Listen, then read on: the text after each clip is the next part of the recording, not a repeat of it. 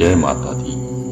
प्रिय भक्तजनों, आपका अपने चैनल आजीवन आध्यात्मिक भक्ति पर हार्दिक स्वागत है। जितिया व्रत इस साल 25 सितंबर दिन बुधवार को रखा जाएगा और इस दिन माताएं अपनी संतान की दीर्घायु के लिए निर्जला व्रत करती हैं और भगवान जीमूत वाहन की पूजा करती हैं। भगवान जीमूत वाहन की व्रत कथा सुनने के बाद ही पूजा को संपन्न माना जाता है। जितिया व्रत बिहार, झारखंड और पूर्वी उत्तर प्रदेश में मुख्य रूप से रखा जाता है। जीवित पुत्रिका व्रत यानी कि जितिया व्रत हिंदू धर्म में खास महत्व माना जाता है।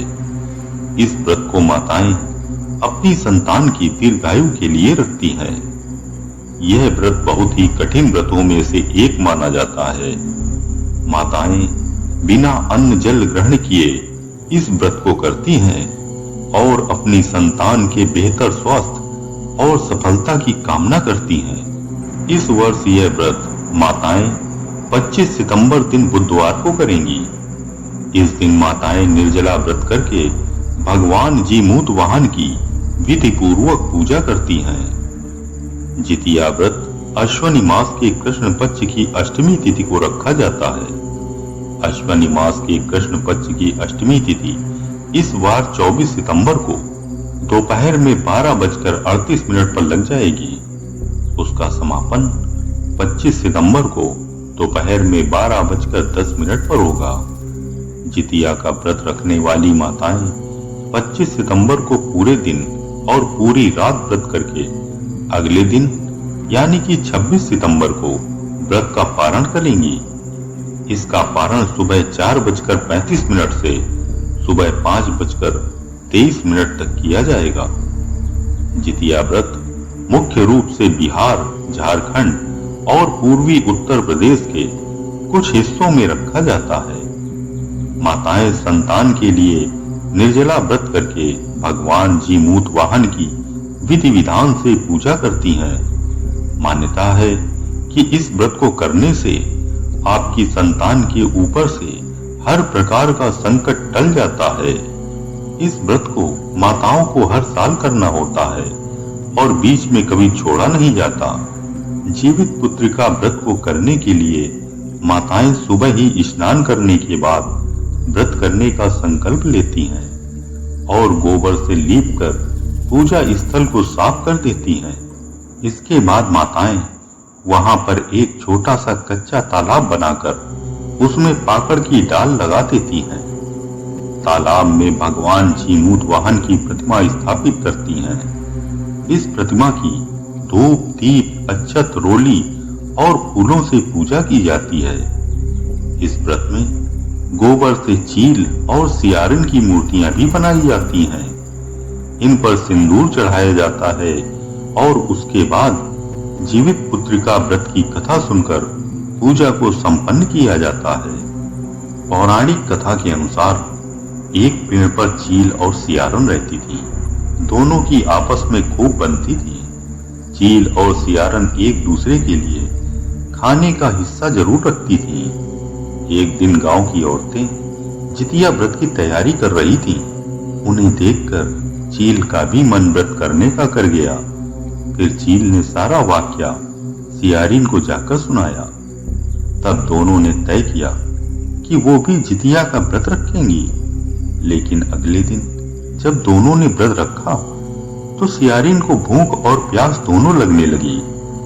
सियारिन भूख से व्याकुल होकर इधर उधर घूमने लगी। व्रत के दिन गांव में किसी की मृत्यु हो गई। यह देखकर सियारिन के मुंह में पानी आ गया। फिर सियारिन ने अध जले शव को खाकर अपनी भूख को शांत किया। वह भूल गई कि उसने जितिया का व्रत रखा है। वहीं चील ने पूरी निष्ठा और मन से जितिया का व्रत और पारण किया। चील और सियारिन ने अगले जन्म में सगी बहन बनकर एक राजा के घर में जन्म लिया। चील बड़ी बहन बनी और सियारिन छोटी बहन। दोनों का विवाह राजा के घर में हुआ। चील ने 7 बेटों को जन्म दिया वहीं सियारिन के बच्चे जन्म लेते ही मर जाते। ऐसे में अपनी बहन को सुखी और खुश देखकर सियारन अंदर ही अंदर जलने लगी और उसने चील के 7 बेटों को मरवा दिया। सियारिन ने 7 बेटों के सिर कटवाकर उन्हें चील के घर भिजवा दिया। यह सब देखकर भगवान ज्योतवाहन ने मिट्टी के 7 भाइयों के सिर बनाए और सभी के सिरों को उनके धड़ से जोड़कर उस पर अमृत छिड़ककर उन्हें जीवित कर दिया। वहीं जो कटे सिर सियारन ने भेजे थे वे सब फल में परिवर्तित हो गए। अपनी बहन से रोने की आवाज न सुनकर सियारिन व्याकुल हो उठी और वहां जाकर सारा माजरा जानने पहुंच गई।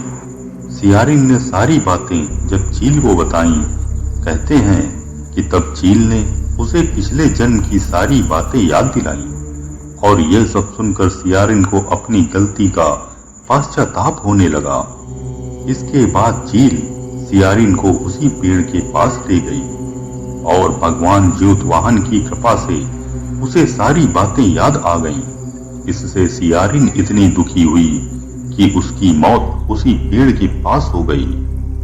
राजा को जब इस बात की जानकारी मिली तब उन्होंने सियारिन का दाह संस्कार उसी पेड़ के पास करा दिया। आइए अब सुनते हैं जितिया व्रत की दूसरी कथा। पौराणिक कथाओं के अनुसार एक समय की बात है, गंधर्वों के राजकुमार जीमूतवाहन अपने परोपकार और पराक्रम के लिए जाने जाते थे। एक बार जीमूतवाहन के पिता उन्हें राज सिंहासन पर बिठाकर वन में तपस्या के लिए चले गए, लेकिन उनका मन राजपाट में नहीं लगा, जिसके चलते वे अपने भाइयों को राज्य की जिम्मेदारी सौंपकर अपने पिता के पास उनकी सेवा के लिए चले गए, जहां उनका विवाह मलयवती नाम की कन्या से हुआ। एक दिन भ्रमण करते हुए उनकी भेंट एक वृद्ध स्त्री से हुई जो नागवंशी थी। वह बहुत ज्यादा दुखी और डरी हुई थी। उसकी ऐसी हालत देखकर जीमूतवाहन ने उनका हाल चाल पूछा, जिस पर उस वृद्धा ने कहा कि नागों ने पक्षी राज गरुड़ को यह वचन दिया है कि प्रत्येक दिन एक नाग को उनके आहार के रूप में उन्हें देंगे। उस स्त्री ने रोते हुए बताया कि उसका एक बेटा है जिसका नाम शंखचूड़ है। आज उसे पक्षी राज गरुड़ के पास आहार के रूप में जाना है। जीमूतवाहन ने वृद्धा की ऐसी हालत देखकर उन्हें आश्वासन दिया कि वो उसके पुत्र के प्राणों की रक्षा जरूर करेंगे। अपने कहे हुए वचनों के अनुसार जीमूतवाहन पक्षी राज गरुड़ के समक्ष गए और गरुड़ उन्हें अपने पंजों में दबोच कर साथ ले गए। उस दौरान उन्होंने जीमूतवाहन की न कराहने की आवाज सुनी और न ही रोने की। वे एक पहाड़ पर रुक गए, जहां जीमूतवाहन ने उन्हें पूरी घटना बताई। तब पक्षीराज उनके साहस और परोपकार को देखकर दंग रह गए और प्रसन्न होकर उन्होंने जीमूतवाहन को प्राण दान दे दिया। साथ ही उन्होंने यह भी आश्वासन दिया कि वे अब किसी नाग को अपना आहार नहीं बनाएंगे। तभी से संतान की सुरक्षा और उन्नति के लिए जीमूतवाहन की पूजा का विधान है, जिसे लोग आज जितिया व्रत के नाम से भी जानते हैं। कहा जाता है इस कथा के बिना जितिया व्रत अधूरा होता है, इसलिए इसका पाठ जरूर करना चाहिए। आइए अब सुनते हैं जितिया व्रत की तीसरी कथा। जितिया व्रत की यह कथा महाभारत काल की घटना से जुड़ी है। कथा के अनुसार महाभारत युद्ध में अपने पिता गुरु द्रोणाचार्य की मृत्यु का बदला लेने की भावना से अश्वत्थामा पांडवों के शिविर में घुस गए। शिविर के अंदर 5 लोगों को सोया हुआ पाया। अश्वत्थामा ने उन्हें पांडव समझकर मार दिया, परंतु वे द्रौपदी की 5 संतानें थीं। उसके उपरांत अर्जुन ने अश्वत्थामा को बंदी बनाकर उसकी दिव्य मणि उसके माथे से निकाल ली। अश्वत्थामा ने अपने अपमान का बदला लेने के लिए अभिमन्यु की पत्नी उत्तरा के गर्भ में पल रहे बच्चे को मारने का प्रयास किया और उसने ब्रह्मास्त्र से उत्तरा के गर्भ को नष्ट कर दिया। तब भगवान श्री कृष्ण ने उत्तरा की अजन्मी संतान को फिर से जीवित कर दिया। गर्भ में मरने के बाद जीवित होने के कारण उस बच्चे को जीवित पुत्रिका के नाम से भी जाना जाता है। मान्यता है तभी से संतान की लंबी उम्र के लिए जितिया का व्रत रखा जाने लगा। जय माता दी।